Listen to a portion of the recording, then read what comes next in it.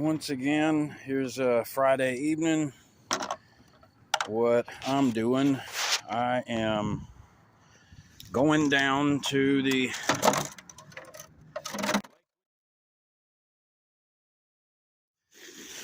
for a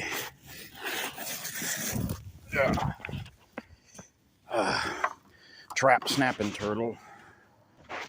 This is frequently what I'm doing on my weekends.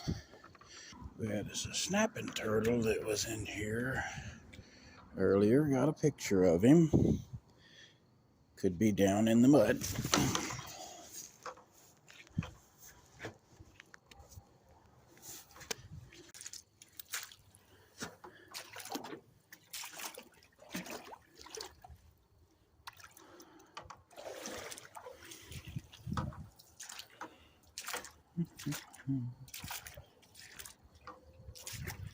There he is. Yeah, that's what I thought. He was buried in the mud. Come on, buddy. So this is not a big one. This is basically a juvie. That's a juvie snapping turtle. Yeah. It's okay, baby. Alright, so here's our little juvie snapping turtle with the mud cleaned off of him. There you can see how big he is.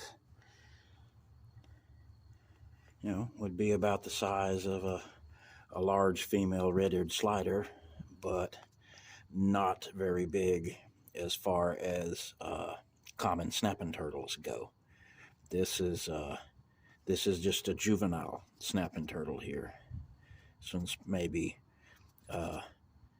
5, 6, 7 years old, something like that. Still a long way to go before he's grown, and a lot of life to live yet. Let's see. Pretty sure that's a boy, young boy snapping turtle. So let's get him out of here and back out here to the lake.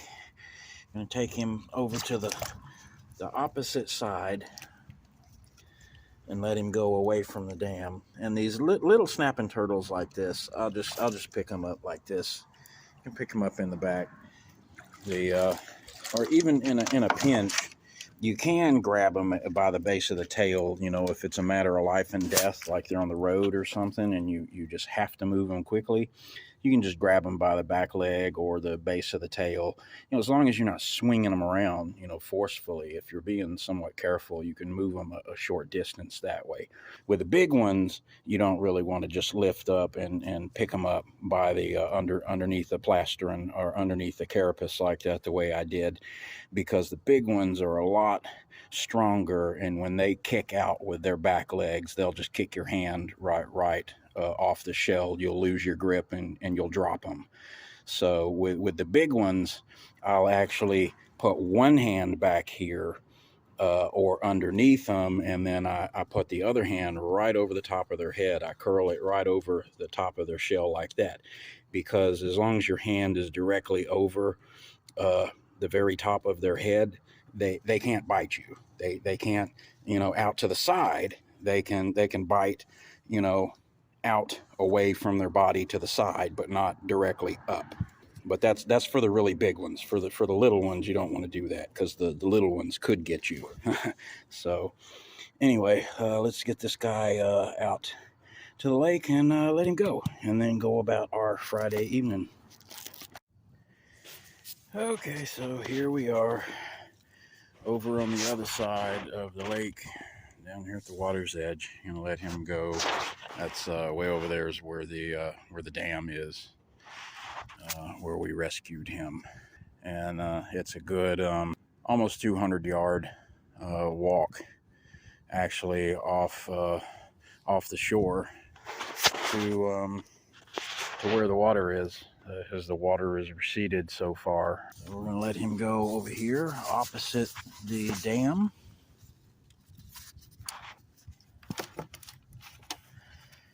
I'm just gonna pick him up right back here again. Come here, buddy.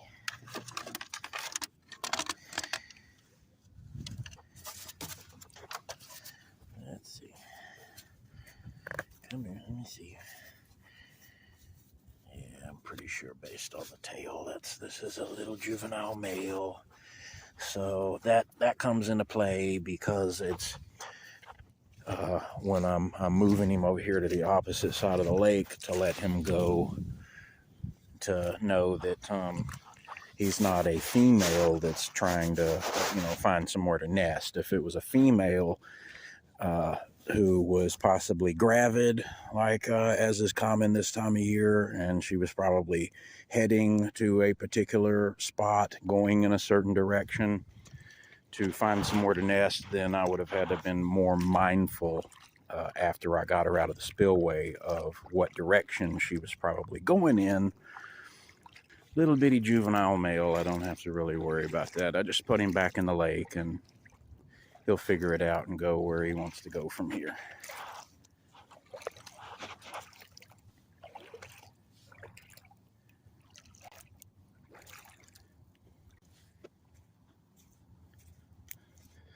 Oh, he wants to come back up on land? Okay.